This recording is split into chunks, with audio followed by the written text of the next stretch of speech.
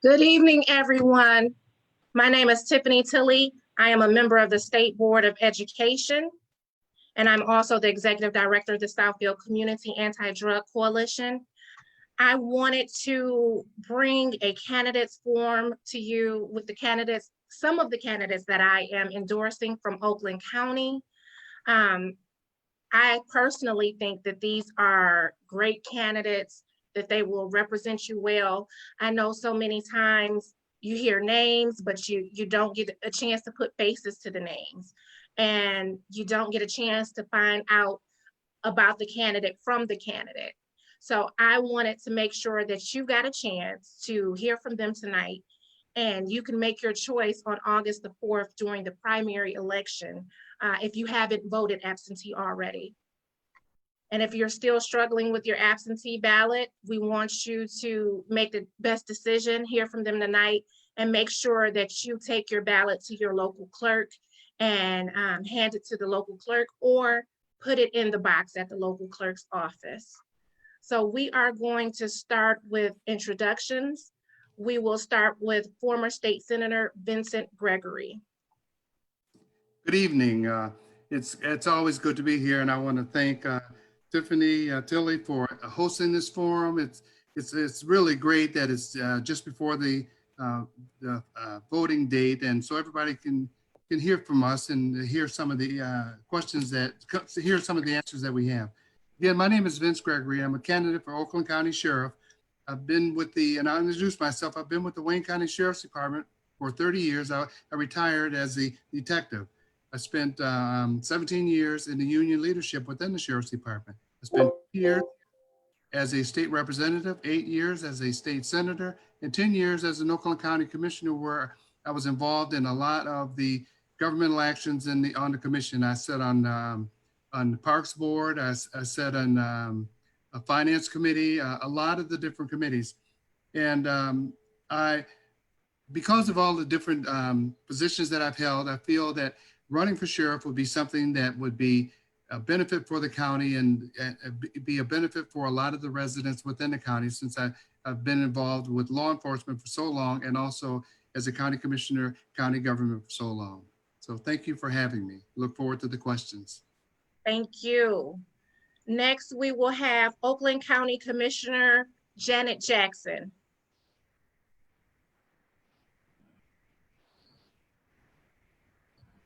Janet? I'm here. Hello. Good evening, everyone. Can you hear me? Yes. Can you hear me? Yes. Okay, great. First of all, I want to thank you, Tiffany, for giving us this time tonight to address our voters. And first of all, I would like to say, if you have not completed your absentee ballot and you're voting by absentee, do not mail your ballot in. Make sure that you take it to your clerk's office so it can be counted properly. The deadline for absentee ballots is Tuesday, and there's no way to guarantee that our mail can certify that in time. So just make sure that you walk your ballot in, because you want to make sure that it's counted. Again, my name is Janet Jackson. I'm Oakland County Commissioner. I represent District 21 as a Democratic commissioner. I've been in the commission seat in that district since 2009. Actually, when Vincent Gregory, who's joining us this evening, vacated that seat, I occupied it. And I've been very grateful and blessed to have occupied it since then. But now is the time that we really can make change. As Democratic commissioners, we have the majority on the commission. So a lot of our initiatives are being going through the process, going through the vote. We have a majority vote. So I'm really excited about returning to the commission and being able to get things done, get things done for working class families and families that might be facing hardships during this time of pandemic. So thank you, Tiffany, for having me tonight. I want to say that right now, currently, I'm the minority vice Democratic vice chair of the Democratic caucus. I believe the first African-American female in history to hold that position. And I'm very proud to occupy that at this point. So I'm looking forward to the questions as well. Thank you. Thank you. Next, we will have former Oakland County Circuit Court Judge Karen McDonald. I'm running for Oakland County prosecutor in the August 4th primary election against the incumbent. I left the bench about a year and a half ago. I served on the Oakland County Circuit Court bench for 6.5 years. I had to step down a year ahead of the filing deadline to run for prosecutor. And I did that because I believe so firmly that we need change and reform in Oakland County. My background, I started out actually before I went to law school, I was a public school teacher. After law school, I started out in the prosecutor's office. Actually, I prosecuted child sexual assault cases, then went to private practice in the largest law firm in Oakland County, the Jaffe Law Firm. And then in 2012, I ran for judge. So the reason I made this just big change and left a job I really loved and could have had for a very long time, because I just feel like our county under our current prosecutors administration is really lagging behind. We need reform. We need to change. We need to be smarter about criminal justice. And our current prosecutor doesn't even believe in simple things like treatment courts. And an example of that is in 2008, when she took office, she refused to participate in the drug treatment court, which our friend who's also on the call, Andy Meisner, actually sponsored that legislation. So because she wouldn't participate in it, they had to do an emergency rewrite in Lansing just so that Oakland County could have a drug treatment court.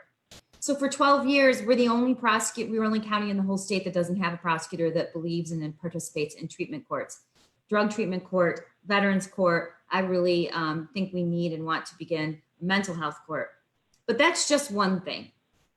There are so many glaring differences between myself and the incumbent, Jessica Cooper. The first forum we had, hosted by the Oakland County Democratic Party, we were both asked, what is the prosecutor's role in racial disparity? And her answer was, we don't see racial disparity in Oakland County. We know already what would happen with the George Floyd situation in Oakland County because we had it, and his name was Mackenzie Cochran.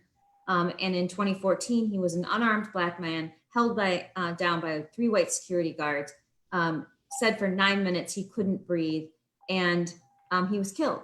And Jessica Cooper held a press conference and said there would be no criminal charges. So I just sort of had enough with the status quo, and I think the county has too. And I'm very proud to say that my campaign has been incredibly successful. In the last year, I have gained a lot of support, both monetarily, but also through endorsements. I've been endorsed by the Lieutenant Governor, by the Attorney General, by 8 of our state Democratic legislators, the Oakland County Dem Black Caucus, the Michigan Black Dem Caucus, the Jewish Democratic Dem Caucus. I could go on and on. I have every single endorsement there is to get if you're running in a Democratic primary. And I don't say that to boast. I say that because people in our county want a change. They don't want an elected official who doesn't recognize that we have problems and isn't willing to stare them in the face and listen and make things better. So I'm very excited about the campaign. I have a lot of confidence on Tuesday that we will succeed. I've also been endorsed by the Detroit Free Press, the Detroit News, and I'm just really happy to be here, and I'd love to answer questions. Thank you. Next, we will have Oakland County Treasurer Andy Meisner. Thank you. And Tiffany, I'm so grateful for you bringing us together and for your inspired leadership on behalf of our schools in Michigan and also your important work with the coalition. It's important. Prevention mission is really critical. I am Andy Meisner. I am a father, husband, servant, and leader. And on the father front, actually, just 3 weeks ago, we had our 3rd baby. So if I can take a father's prerogative there and show off little Jonah Elijah, he's our 3rd boy. And, we're real happy to be raising our kids here in Oakland County. Before being a county treasurer for 11 years, where I've worked to help 30,000 people save their homes from foreclosure and protect the AAA bond rating, I was a state representative. And as Karen mentioned, worked on some criminal justice reform, including writing the state's drug court law. I also wrote the state's stem cell research law and the movie tax credit before Governor Snyder messed it up. Before that, I worked on Capitol Hill.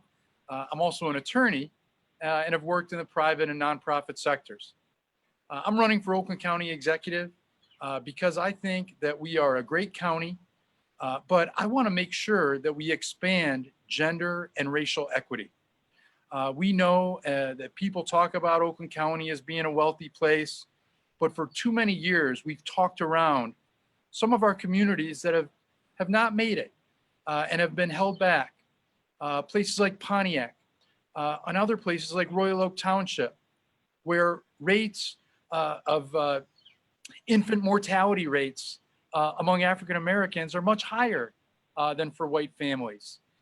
And so I want to be the leader for Oakland County that expands equity for everybody. I'm going to make sure that the county only does contracts with companies that agree to pay women equally. And I'm extremely proud of my record of minority and female hiring. In the 11 years that I've been county treasurer, 49% of the hires that I've made have been people of color. And I think that our diversity as a county is one of our greatest strengths. It's something that I want to build on, as well as regional collaboration to build regional transit and to grow our economy through collaboration with our partners. Thank you. Thank you. So we are going to go into our questions so that you can get a chance to know them a little bit better.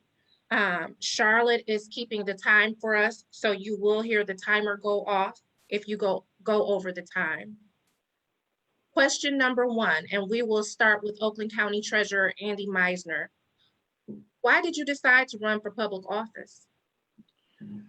Well, I appreciate that question. And, you know, I'm a person of faith, and I'm somebody who believes that God puts us all here for a reason. And I think that my reason is to serve others. And because of some of the experiences that I've had and some of the mentors that I've been blessed to learn under, I've developed a strong skill set in the area of public policy and law.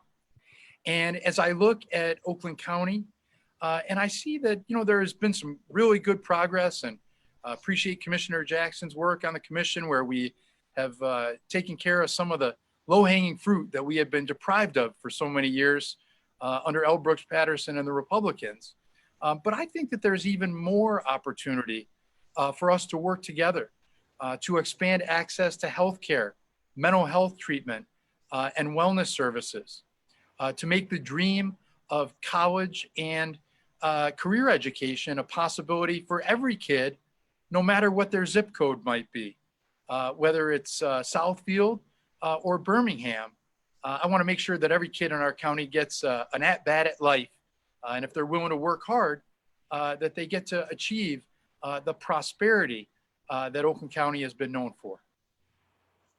Thank you. Next, we will hear from Karen McDonald. Why did you decide to run for public office? Well, as I stated before, I quit my job as a judge. I stepped down to run for prosecutor because I believe in criminal justice reform. I believe we have to be smarter on crime. We have to do our best to try to end mass incarceration. And none of that can take place without the prosecutor. I so often had litigants in front of me, and then as a judge, there's really only so much you can do. You can't really fix a lot of things. They've already been charged. You don't really have the ability or the power to really make a difference, and that role lies solely in the prosecutor's lap. We need better diversionary programs. We need treatment courts. We need to address the cash bail system, and those things are very important to me, and that's why I'm running for prosecutor. Thank you. Next, we'll hear from Janet Jackson. Why did you decide to run for public office? Well, basically, when I moved to Oakland County in the late 80s. I had a 3-year-old and an infant. And I caught a lot of slack, actually, when I left the city of Detroit and moved to Southfield from a lot of my contemporaries. They actually had negative opinions about Southfield. They said, well, why would you move to Southfield? You should be moving to West Bloomfield. Southfield is a community that's turning. It's going to be another Detroit.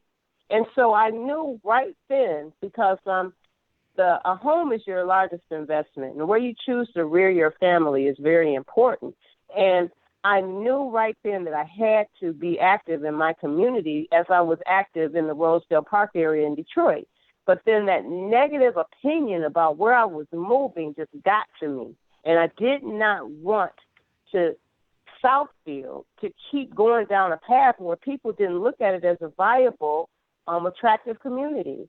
And it was very easy for me to become involved because the street I lived on was around the corner from Mayor Donald Frykowski, who had been in office for years and years and years, and right down the street from Barbara Talley, who ran against Mr. Frykowski. So I got involved in that campaign as well as Brenda Lawrence's campaign and campaigning for others naturally as an activist in our city. And so people started asking me, well, when are you going to run? And I did pick a time that might not have been as opportune as Vince Gregory on the line knows right here. But, you know, it was just in the plan, like Treasurer Meisner stated, for me. And ever since then, I've just been a very active cheerleader for the city, the Southfield, and Farmington Hills. And looking at the young people in my community, just trying to be a good example for them, and helping people who also behind me want to run for office. So service is in my blood, and I have been really doing things that are of a service nature just to keep the community where I live as vibrant as possible. Thank you. Next, we'll hear from Vincent Gregory. Why did you decide to run for public office?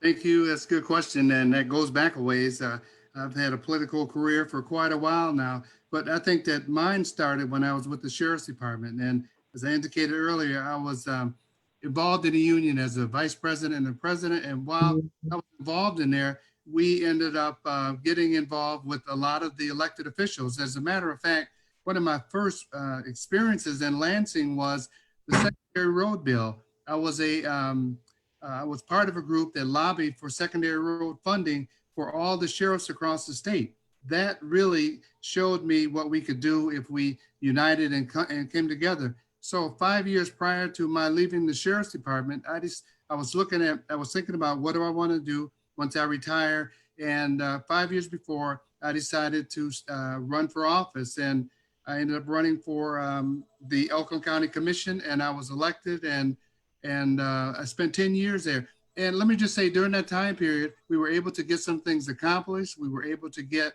the Catalpa Oaks done, which I'm very proud of. And let me just say that it's been very rewarding, the things that I've been able to accomplish during my time as an elected official. And I'm very proud of that, and that Catalpa Oaks and so many other things. So, you know, I've been really, I'll say one final thing with regards to why run, because also along the way you can help other people. As Janet indicated earlier, she supported Brenda Lawrence. I actually asked Brenda to run for her first office when she ran for school board, to get her and ran her campaign so that she could get involved. But that's what we should do. We should be in a position of always bringing along others.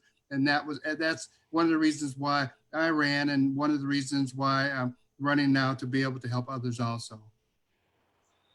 We'll start with Vincent Gregory for the next question. Tell us again which office you are running for, and how are you uniquely qualified?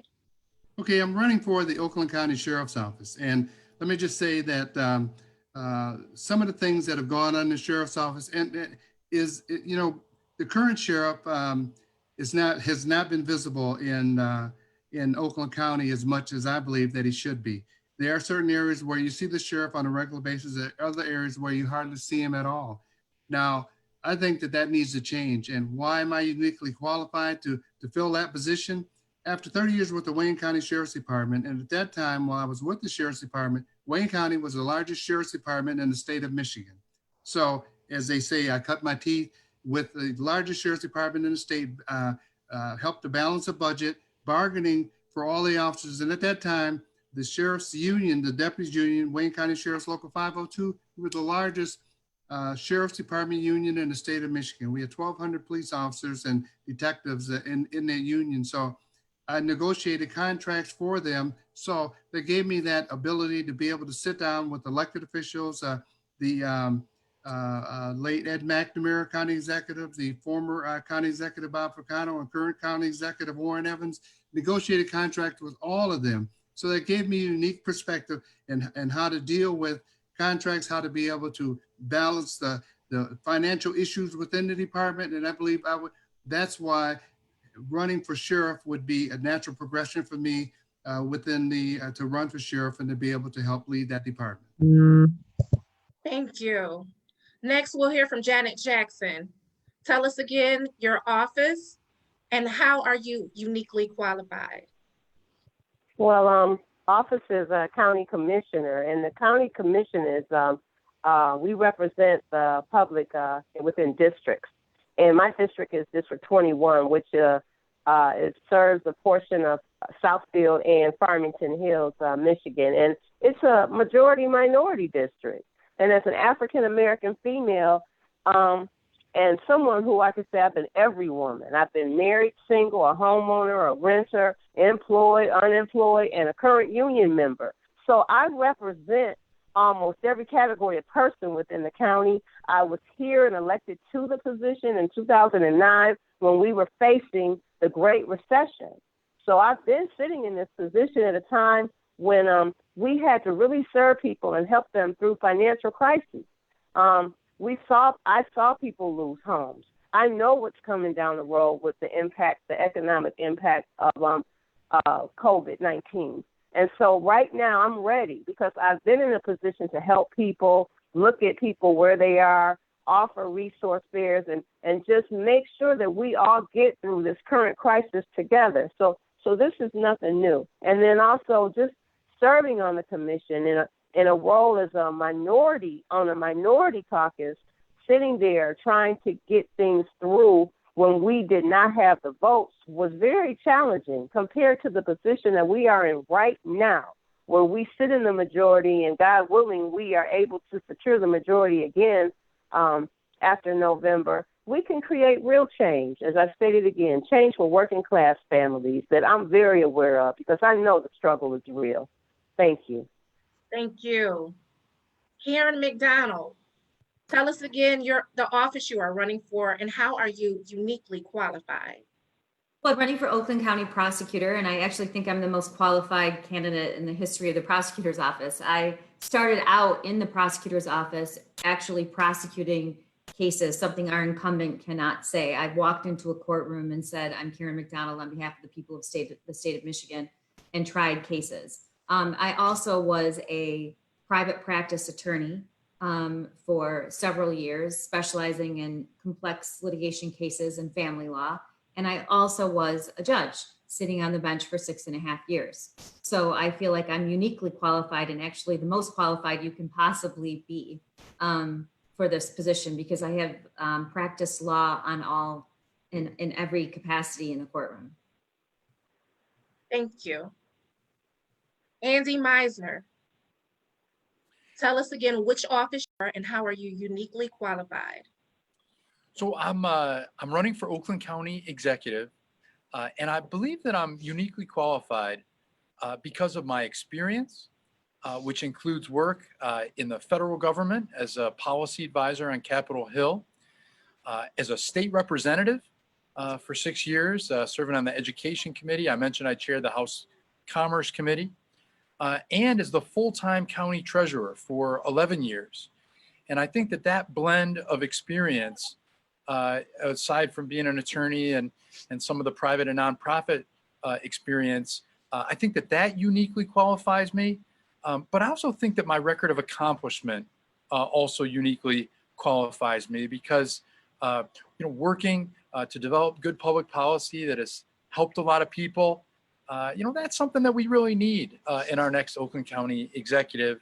and somebody that has a track record of not just taking kind of incremental steps, but bringing some transformational policies to the table that dramatically improve people's lives. But the drug treatment court's a great example. Before I wrote that state law, a lot of people who were drug addicted and mentally ill would end up in prison. And because we brought that practice to Michigan through my law, there's now thousands and thousands of people across the state, not as many in Oakland as there should be, to Karen's point, who are diverted from prison and get treatment so that they can pursue recovery. And I think that's unique about me as a candidate. Thank you. Andy, we'll start with you for the next question. What are your top 3 priorities? Great. My top 3 priorities are as follows. 1 is to lead us out of the COVID crisis from a health perspective and from an economic perspective. Real quickly on the health front, we need to pursue a strategy of testing, treatment, and tracing. Unfortunately, there have been some real challenges with testing at the county. I've talked to a number of folks who haven't gotten results, waiting 3-4 weeks, have to get retested. And then on treatment, when there is, God willing, a vaccine, we want to be able to disseminate that thing quickly, as well as shoring up our tracing capacity.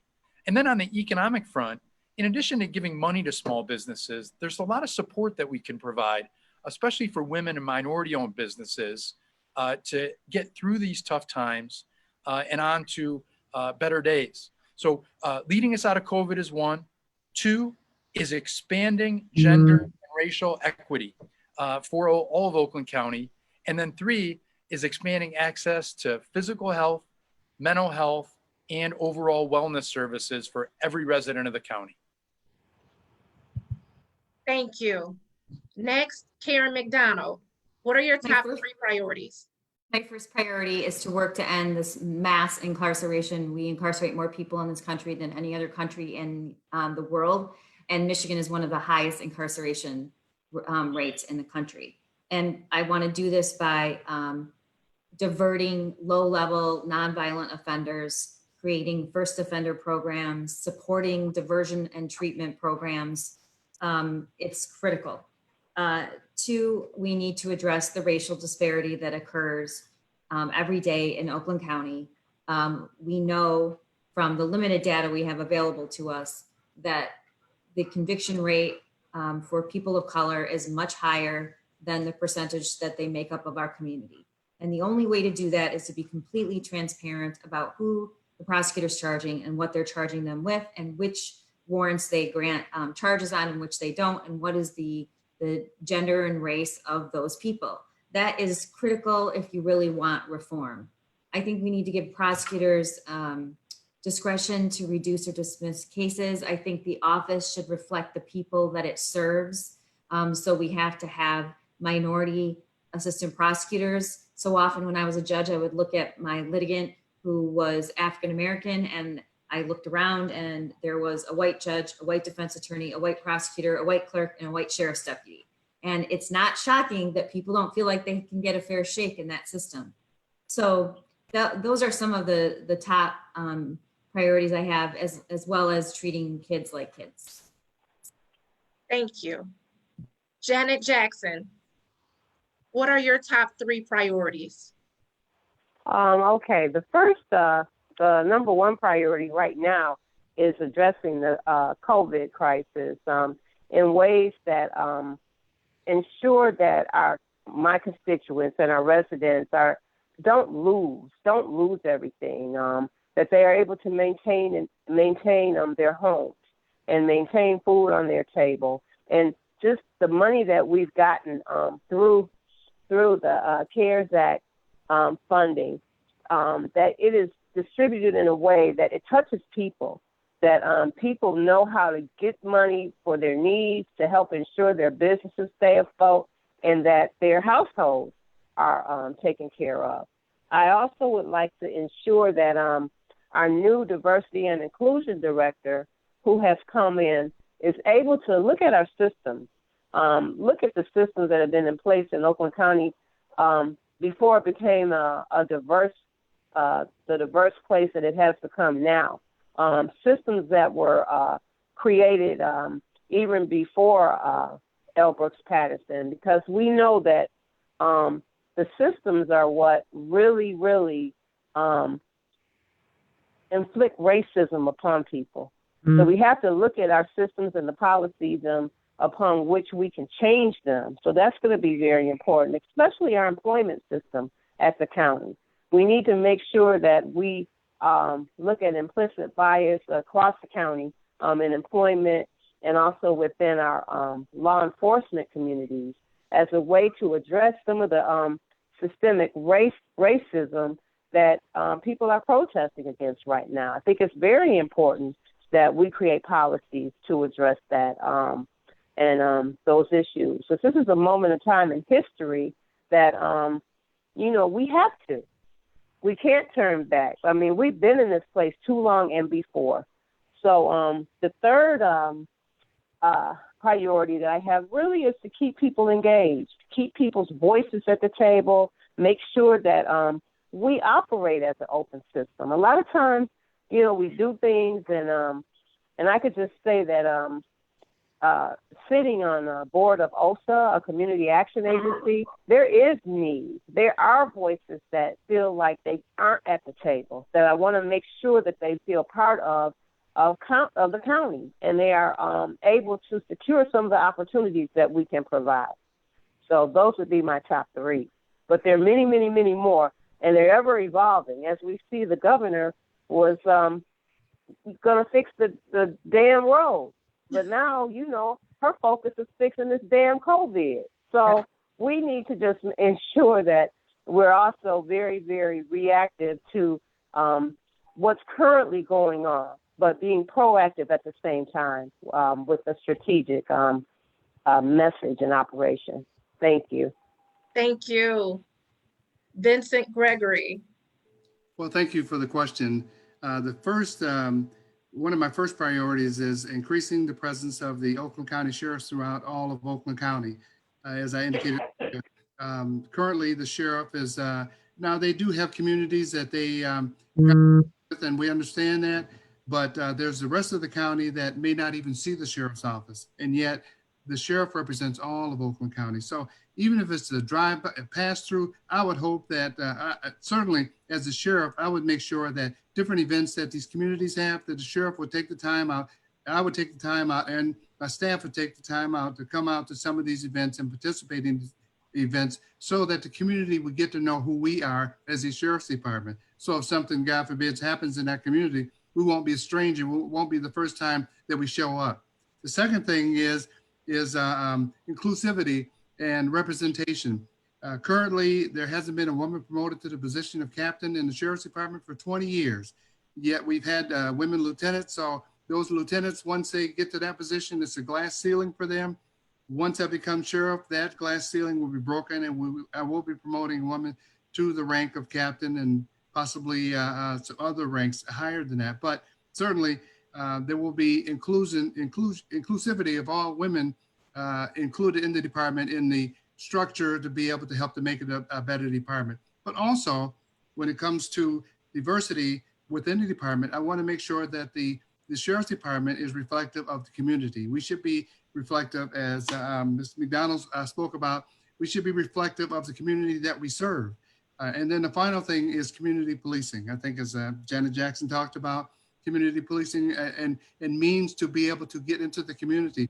A lot of these events that have happened across this country have happened as a result of no relationship with the community at all. It's just the officers being there and then enforcing what they see as the law at that time and going to the extremes. And now you have this pushback from the community to say, wait a minute, this is more than just general policing. This is strong arm. And that's where I think that law enforcement has to be more involved in the community and community policing. So as a sheriff, I certainly will bring to the table the religious community, the activists within the community, and the business community all together to talk about how we can better perform our job and to make sure we're doing a good job. So those are my three priorities. And let me just say, that those are my priorities right now. But as I think as one of the other guests said, things can change because this is evolving right now. And if COVID gets out of control, then that certainly will become a major priority to make sure that the inmates in the jail and deputies in the jail are taken care of. So what I'm speaking of is what I see right now, but that could change as events change. Thank you. Vincent, we'll start with you for the next question. What ways have you helped the community, and how will you best serve the community from the position you are seeking? Well, let me just say this, that at every position that I've held, I've made a difference. I've been a difference maker every single position. As I indicated earlier, when I was with the Sheriff's Department, I sought to help get the secondary road funding, which helped all sheriffs departments across the state, and in particular, Oakland County. And then on the Board of Commissioners, was instrumental in getting Catalpa Oaks. They were getting ready to turn this into my time's up? No. They were getting ready to turn the Catalpa Oaks. It was a park at that time. It was called Catalpa. They were getting ready to turn it into a real estate property. I was able to negotiate with at that time, the county executive, Brooks Patterson, and the Board of Commissioners, and Democrats we were in a minority, but yet we were able to come up with the funding to be able to purchase it. So it stayed a park. And that was with the Catalpa Oaks. As a state representative, I was instrumental in getting issue done for the overseas ballot issue for overseas veterans and those civilians that are overseas too. During Barack Obama's election year, 2008, 5,000 ballots did not get counted because it came in a day late. So what I did was come up with a means to say that you could email in your application for the ballot, and that cut 30 days off of the time it took in order to be able to get your ballot back. The current law says you have to mail out those ballots 40 days. That's the law that I got in place when I was a state representative. And as a state senator, I was instrumental in getting the Medicaid expansion. I was one of 2 Democrats that sat on a committee to be able to get the Medicaid expansion done. So 600,000 people now have health care that didn't have health care before. So everywhere I've been, I've made a difference. I would expect no less going into the sheriff's office, and that will be my goal, is to make a major difference within the sheriff's office.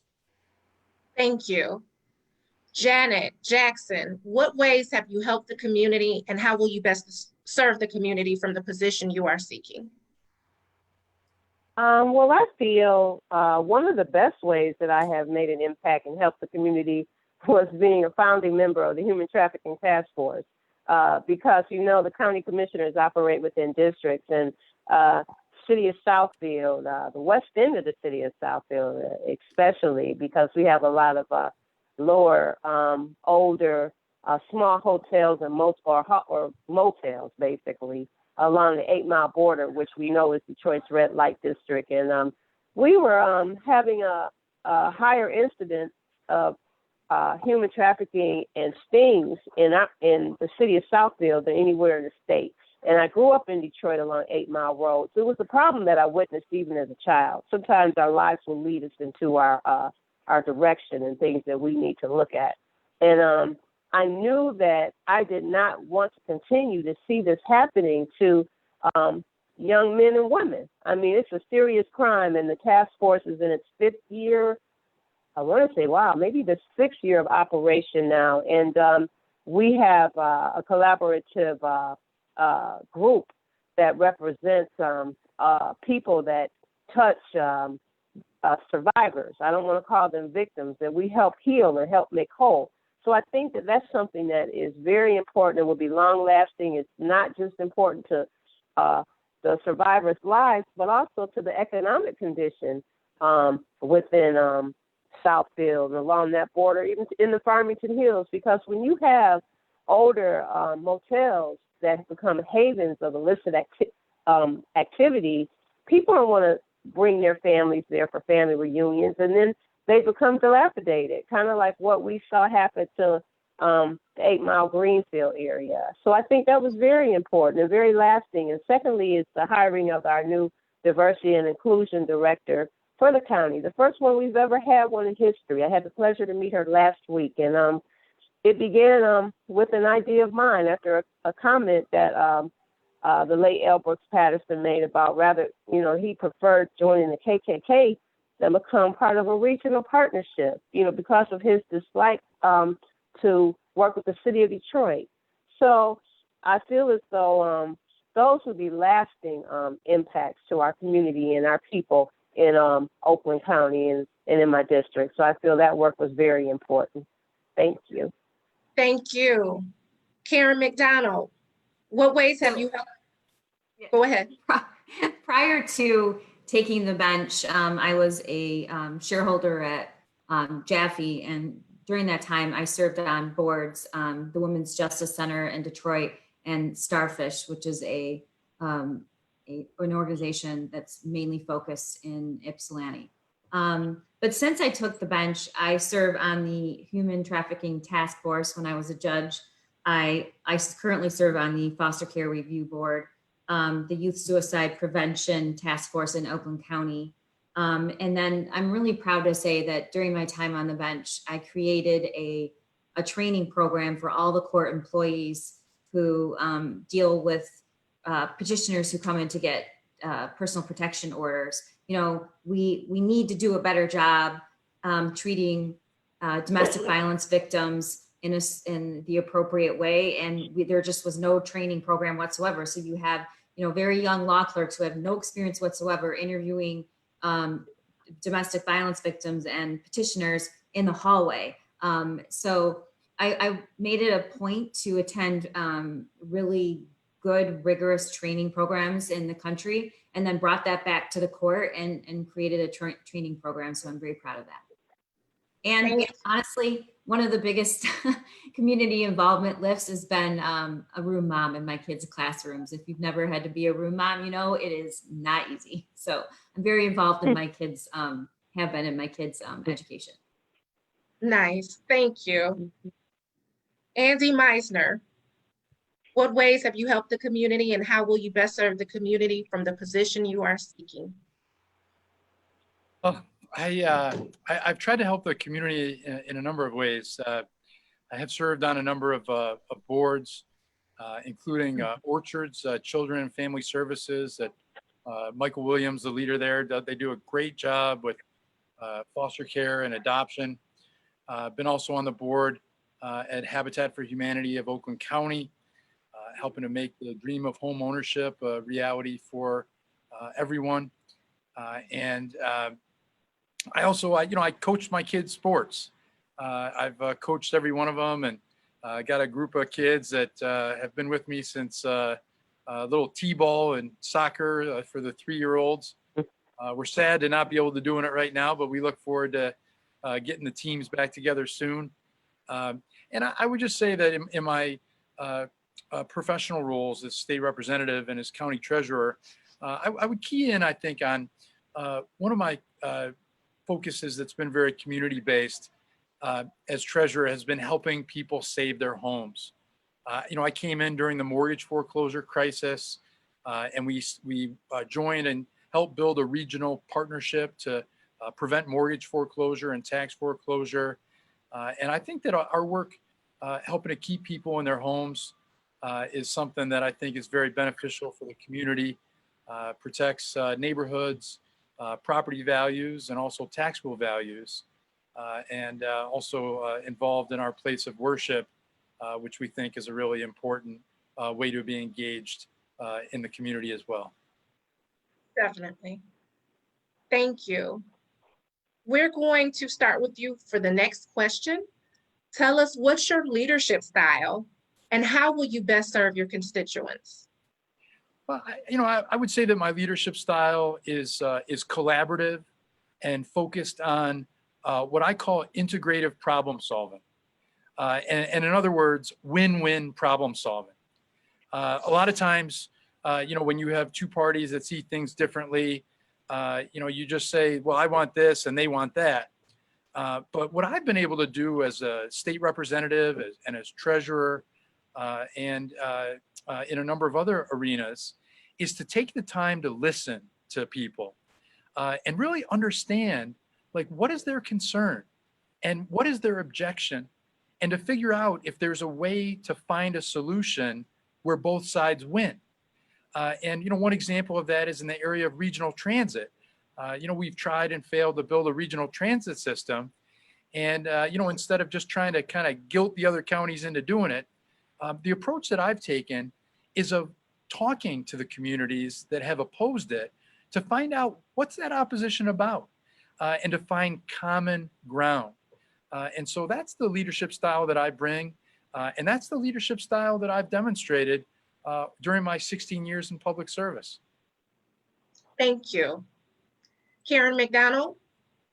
This question's actually really important to me because one of the things that I think the prosecutor's office really needs, I started out in the prosecutor's office, and one of the things that really upset me as a judge, many of my former colleagues are still there, and a lot of the assistant prosecutors who practiced in my courtroom, they live under this very toxic culture of fear, and they are not given discretion. I've had story after story after story of former assistant prosecutors coming to me saying I wasn't promoted because I had children. I felt discriminated against. I didn't think that I could speak my mind. And I think it's just a dangerous thing because we want people who make decisions about who's being charged with a crime and what they're being charged with. We want them to be able to speak freely and not worry that there are repercussions, that they're somehow accused of being, not tough on crime. So what I've always done is surround myself with people smarter than me and who are not afraid to tell me what I think, what they think. I think that's a really important management quality that you promote and have people around you that are very outspoken and will question you. I think that's the mark of a really good leader, and that's what I intend to bring to the Oakland County Prosecutor's Office. Thank you. Janet Jackson, what's your leadership style and how will you best serve your constituents? Thank you for that question, Tiffany, and I really appreciate the other answers that I've heard. This really speaks to the personality and individuality of people that run for office. And basically, I look at myself more as a servant leader, someone who is very approachable. I may not have all of the answers, but, I will work hard for anyone that contacts me. I love most to be able to cut through the bureaucratic red tape for my constituents when they have an issue. We have a staff, but we don't have like a staff like a state legislator or someone like that. So a lot of the work that we do is within our hands, within our energy, how we care about answering the call of the people who contact us who need help. So what I could say is I think I'm someone who is a good representation of the people, someone that they can look at as one of them and not just a leader, but also someone that is part of the community and really cares about individual problems, who they can identify with, and I can relate to them that, I've been there too, because I have. And that's all I can really say about it. I work good with our caucus. I'm not a person that's going to rabble rouse just for the sake of it. I am less political than most, but also I think that I'm more giving than most. So I would say I'm an approachable, impactful leader. Thank you. Vincent Gregory? Yeah, another good question. My leadership style, I think I've developed over the years. When I was union president, we had a 20-member executive board, and I was the president of the leader of that executive board, and also, leading and bargaining. So mine has always been to let everybody speak their minds and to be able to get input, as was said from some of the other candidates, that share some of your feelings, and that is one way is to let people speak. But and as I indicated when I was with the sheriff's office, but when I went to the legislature, I was directly in charge of staff for both the House and the Senate. And within the House, we had we only had 2 people. In the Senate, we did have 3, and sometimes 4. But to me, in that office, our goal was always to make sure that our constituents heard from us. And that was what we set the agenda for. When anybody called in, within a day or so, within a day, they would hear back from that office. And that's always been my goal as a leader. What things that I want to accomplish? What is it that we want to do in an office? And in the sheriff's office, as the sheriff, one of my goals will certainly be is to quickly respond to any concerns and issues that the citizens have. And that has been my leadership style. And the second part of my leadership style is to try to plot a strategy, a plan of how to get things done and not get sidetracked with that. A lot of times, a lot of issues will develop outside of what you're talking about. And a lot of times that's done to get you off of center, off of what you want to accomplish.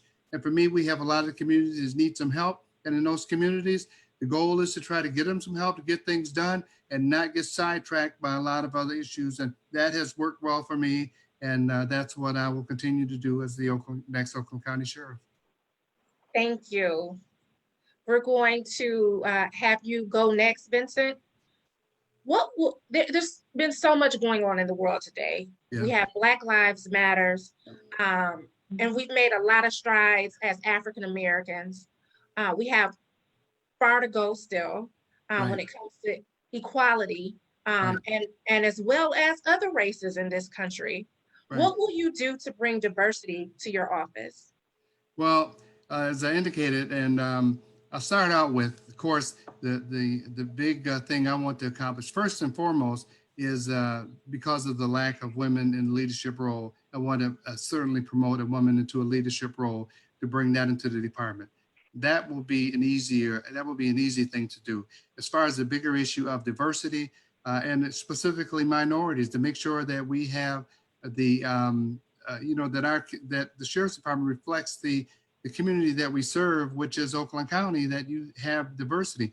Let me just say that in law enforcement in general, and you'll hear it from a lot of captains and sheriffs throughout the state, they'll tell you they have hard times recruiting and hiring minorities. It's all according to your style. When I was with the state as a senator, I was set on the state patrol committee, and that's what they always used to tell me, that they had trouble recruiting minorities. Do you know currently the state police is one of the lowest number of minorities in the state of Michigan? And this is only because of recruiting, because they don't do what they need to do. If it's a goal, if it's something that they want to accomplish, you can accomplish it. When you say you can't do it, that means that you really, it's a failure in your part to be able to come up with a plan to be able to get that done. So for me, the goal for me would be to make sure that our department, Sheriff's Department, is reflective of the community, that we have minorities in there, that reflect the diversity of the county of Oakland.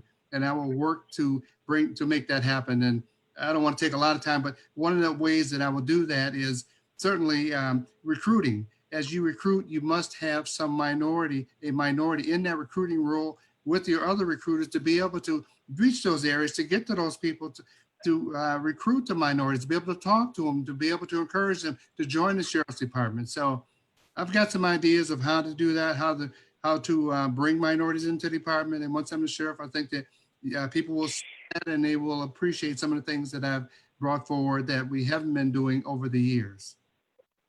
Thank you. Janet Jackson, what are you going to do? Yes. Please repeat the question again. Well, and you're sitting in your seat. What will you do to bring diversity to your office is the question. What have you done to bring diversity, and what will you continue to do? Well, as I stated earlier in the call, I saw that there was a need of looking at our culture at Oakland County, because, L.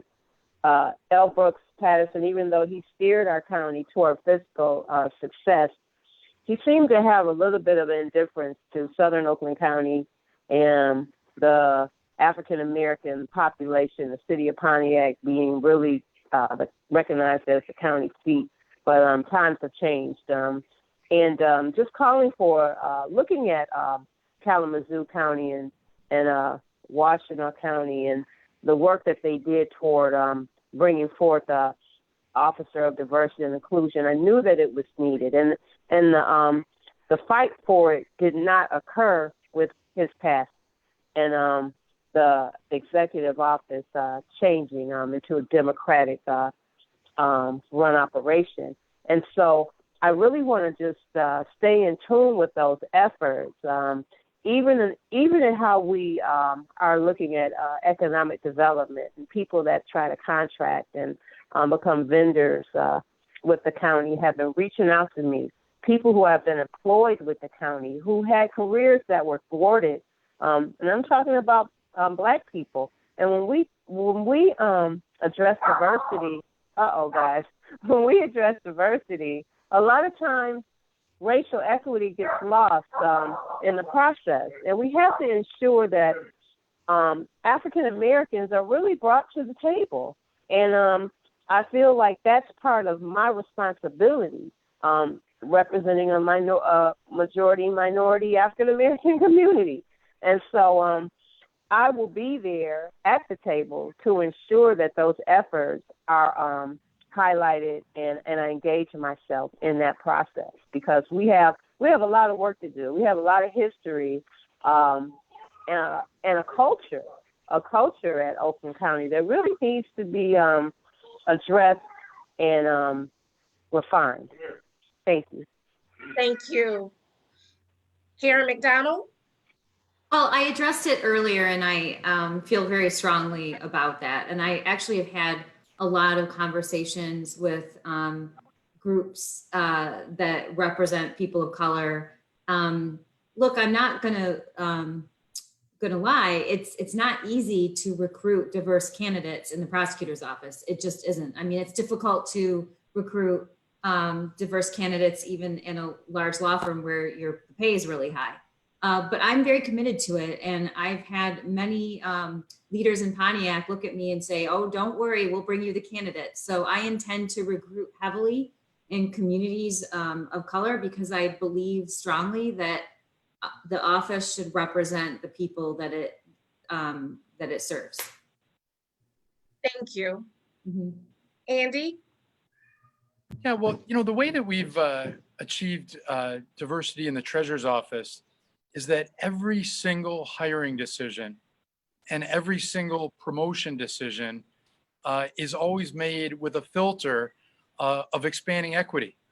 And, Commissioner Jackson talked a little bit about Brooks Patterson, and I think that she was kind of generous in the way that she described him with regards to race. But it really has been a very white culture that he drove. And he never had really any leaders of his team who were African American or minority. And I really do compliment Commissioner Jackson on her work. And I think that hiring a diversity and inclusion, equity and inclusion leader is important. But for the county executive, there's 28 appointees. You have 20 plus departments. And really what it does require to achieve the sort of diversity that we have in the treasurer's office, such that the treasurer's office looks like Oakland County. Oakland County is about 13 or 14% African American. The treasurer's office is more than that. I think 20 plus. Is that you have to go in and really do the hard work on every hiring and promotion decision. And I forget who it was who talked about recruiting. But, the Patterson, they did a lot of recruiting of like relatives, nieces and nephews that were from Waterford. And so you see a huge representation of our county workforce, who are good, well-meaning people, but they're predominantly white, and they're also predominantly undereducated. And so their positions have been filled when there are people of color who are more qualified. And so what I'm going to do is across the board from top to bottom is make sure that not only my leadership team, but all of the directors of the departments and all of the members of the different departments reflect the beautiful diversity that exists.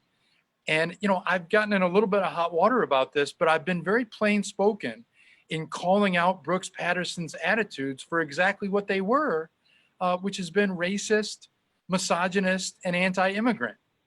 And when the leader thinks like that, that belief seeps into the belief and culture of the entire organization.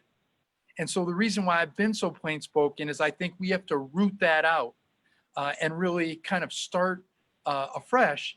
And that's something that I'd really like to do, building on the foundation of diversity that we've achieved in the Treasurer's Office. Thank you. Andy, we're going to start with you for the last question. You know, we are really bubbling over right now with change in this country. We need more changes. We've had some changes, but we need more changes in Oakland County. And I know that all of you have some progressive policies and things that you want to bring to your offices. Andy, what reforms will you bring to your office? Well, I think that there's there's a number of them. Is that one? Is that people will be hired based on merit. I think that that's very important. It's very easy and very comfortable to hire people that you know, that you're friends with, that you feel comfortable with. But that doesn't mean that those people are the ones who are the most qualified. And, when I first hired a chief deputy treasurer, we interviewed, I had a team of people that helped interview, and they helped me select the person that was most qualified. And it didn't matter whether I knew that person or not. And so that's going to be one of the first reforms that I make, is to make sure that each of the appointed positions are filled by people who objectively have expertise and qualifications in county government. I think Mayor Duggan in Detroit has done a really good job of attracting talent from around the country. And I think for a county like ours, there's no reason that we can't also attract top level talent. And then I think just another thing is that I'm going to reform in some of the ways that the office is used. The office is not meant to be a platform for self-promotion. It was Commissioner Jackson that talked about, a servant's heart and a servant kind of orientation. And that's another reform that I'm going to bring, is just to make sure that every bit of influence and resource of that office is put into serving the people who elect us. And I think that those would be helpful reforms. Thank you. Karen McDonald? So I too have been in the spotlight about what most people consider very progressive ideas about being a prosecutor. But I don't really know that it's progressive to care about who you're prosecuting and what the underlying reasons are that brought them into that situation. I actually just think it's sensible and it's common sense. I want to work to address the underlying reasons why people are in the criminal justice system. I want to work to address the underlying reasons why we have kids in foster care. The prosecutor's office also oversees the neglect petitions and petitions to terminate parental rights, which are really, really ripe with racial disparity. And I said this from the bench. I would have two moms, exactly the same circumstance. One is a person of color and her children were removed and there was a petition to terminate her rights. The other was just a temporary petition. And I realize that's going to take a huge culture shift. But the good news about this is that we have leaders like the Lieutenant Governor Gilchrist, who's endorsed my campaign, Attorney General Dana Nessel, our Chief Justice Bridget McCormick, the governor. We are ready for change and reform. I would urge everybody to read the book Charged by Emily Brazelin. If you haven't, please read it. That's the first thing I'm going to do when I take office, is require that. It's a bestseller, but it really takes a look at how the prosecutor is the key person to really open the door to any kind of reform or change and looking at things differently. What we're doing doesn't make sense. It doesn't make sense for people who are charged with crimes. It doesn't make sense for those of us who are in the community and worried about public safety. We're incarcerating people for short periods of time for low-level nonviolent offenses. We're then releasing them into our community. They have less resources. They've lost their jobs, their homes, maybe their children. And the rate of reoffense is very high. And in addition, it's an incredible expense to the taxpayer. So it just doesn't make sense. So, my whole campaign is based on reform. I live in this community. I'm a mother. We have 5 children in this home, and we're about to be empty nesters actually next week. But I just want my community to be safe. But because I have parented these children and I have the life experiences I have, I also know that people make mistakes, and putting everybody in prison has not worked out so well. So we just need a common sense approach to criminal justice. And that's what I intend to do. Thank you. Vincent Gregory. Okay, for me, I think the question was on the, what would I do? I'm sorry. Could you repeat the question? I was. Yes. What reforms will you bring to your office? Reforms. I think some of those reforms actually speak to some of the things that I talked about earlier. For instance, the promotions, and as Andy mentioned about the promotion based on merit, I think that's exactly what I would bring to the sheriff's office. Promotions based on merit. The sheriff has the ability to appoint to the positions of captain, as I understand in Oakland County, the positions also of lieutenant. But still, it should be based on merits and who's the most qualified. You want the most qualified persons there running the department and sitting at the table giving you answers and directions on how to run the department. So that's one thing that I would do. I would make sure that the most qualified person would be the ones getting promoted. There wouldn't be a glass ceiling. And the second thing would be, as I mentioned earlier, the sheriff being in all of Oakland County. I think that it's very important that the sheriff is seen in all of Oakland County, that everybody gets to see the sheriff at some point or another, coming through the county, participating in some events, being a part of the community.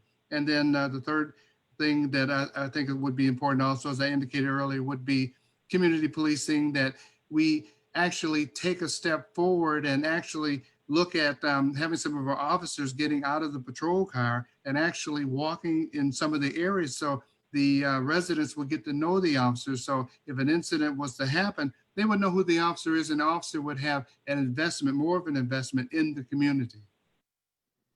Thank you. We are going to wrap up. We're going to go into our closing statements. Vincent Gregory, can you please start your closing statement for us? Sure, I certainly will. I want to thank you, Tiffany, for the opportunity to be able to talk about my candidacy and what I would bring to the office of sheriff.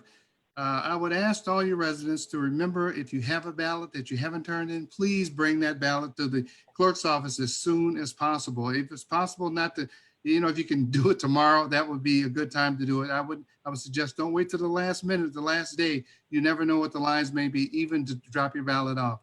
But also, I would say that I would hope that you would consider my candidacy.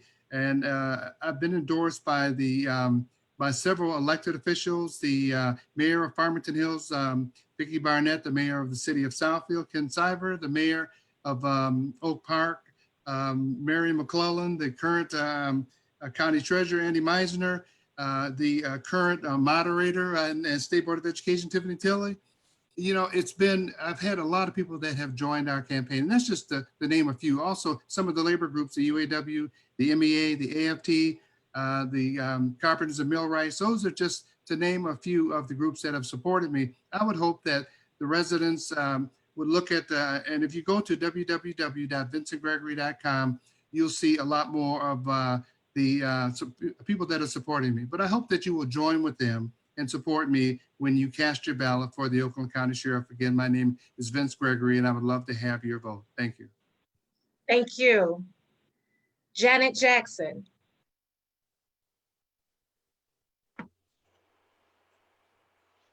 Okay, thank you. And I just want to close with another word of thanks to Ms. Tiffany Tilley and appreciation for giving us this time this evening to reach out to the people in our communities and our constituents. And just want to applaud you on the great job that you're doing with the state school board and also the Southfield Anti-Drug Coalition, upon which I sit with you. Yes. I just would like to wrap up just by saying I really am always very truly grateful just to be able to have the opportunity to be in this position. I do not take it for granted. I do not look at not being challenged as any type of extra ego boost or anything that makes me feel like I don't have to serve or I don't have to be responsive, because actually it affects me in the opposite way. It makes me feel like I need to do more and more and more. And as elected officials, we have a lot of charges, and I just want to make sure that I'm someone who represents the voice of my community as we go into this time of protest and progress. In the midst of a pandemic and in the midst of an impending financial crisis, we have to be very, very intentional on the things that we do to affect the lives of our people, because we're not just representing the offices, which we do, and we do in a way to make sure that we give honor to the offices, unlike maybe the highest office in the land is looked at right now. We try to be different. We try to make sure and ensure that we are good representatives of the people in our districts. And I just want to make sure that as I'm in county government, that there is a change, that the culture will be looked at and will be examined, and we can create policies that help embrace the residents of this diverse community. So what I want to say is there's a lot of work to be done. Being in majority has been a big change. Please believe me. You know, I never knew the work would be this detailed and this encompassing, but I'm ready for it. And I had a lot of years to prepare for it. So please, everyone, vote on Tuesday. That's the most important thing right now. That's the charge for this week on Tuesday. Make sure that either you find a way to get to the polls or send your absentee ballot, take your absentee ballot. So thank you. Thank you. Karen? Closing, I just want to say that, you know, I gave up a job that I really loved and could have had for a long time. And I did so a year ahead of the filing deadline with no assurance that I would win this election. And so the last year I have spent campaigning, but the most important thing I've done for the last year is listened. And what I've heard is that the people of Oakland County want change. They want a leader in the prosecutor's office that cares about the issues that are most important to us right now, which is racial disparity, finding ways to divert low-level nonviolent criminals and people charged with crimes to programs so that we don't have to unnecessarily incarcerate people. And more importantly, treat kids like kids. The current position of the current prosecutor of the juvenile lifers without parole is abhorrent. We need to treat children like children. Charging them as adults should be the absolute last resort, not the first. And I'm making this move and running for prosecutor because I care about those things. And the good news is I've received such great feedback and a lot of momentum in my campaign. And, you know, I want to say thank you to the people watching, because the people who have supported me, including you, Tiffany, have really inspired me. And I just ask that you continue to support and reach out, and I'm here to listen because I can't do this alone. But I feel strongly that we're going to have reform and change in this county. We've been lagging behind, and I'm very excited about it. So thank you. Thank you. Andy, we'll end with you. Well, thank you. And Tiffany, I also would like to thank you so much for your leadership. You do inspire us with your vision and your commitment to community and just being a real person, which is just such a treasure to have, particularly with an elected official of your high stature. I think, so thank you for this chance. And And to the people of Oakland County, I'd really like to thank you for the opportunity to serve as your county treasurer over these last 11 years and as state representative on the South End for 6 before that. And during the time that you've known me, you've always known me as a heavyweight fighter for our progressive values, pro-choice, pro-racial justice, pro-criminal justice reform, pro-environment and pro-labor. And I've been somebody that you've always been able to count on to take on the big fights. There weren't a lot of people that wanted to scrap with L. Brooks Patterson, but I was one of them that was never shy about that. And you can count on me, whether it's taking on Donald Trump or it was taking on Brooks, that I won't shy away from a fight for our progressive values. And we do not know what the future holds. COVID has thrown us a curveball. We don't know what other curveballs are out there. And that's why we need to have the best qualified candidate for executive who can not only handle leading us out of this crisis, but can help us to build a vision for a more equitable and just future for Oakland County for every single one of us, no matter our zip code. I'm asking for your vote in the Democratic primary this Tuesday, August 4th. Learn more about our platform at voteandymeisner.com or call me at 421-ANDY because I'd love to hear from you and your ideas about our future. Thank you. I want to thank everybody so much for participating. I really appreciate you guys. I really wanted people to get a chance to know some of the candidates that I support. And Karen McDonald, I recently have met her, but I truly and wholeheartedly believe that we need reform here in Oakland County, in the prosecutor's office.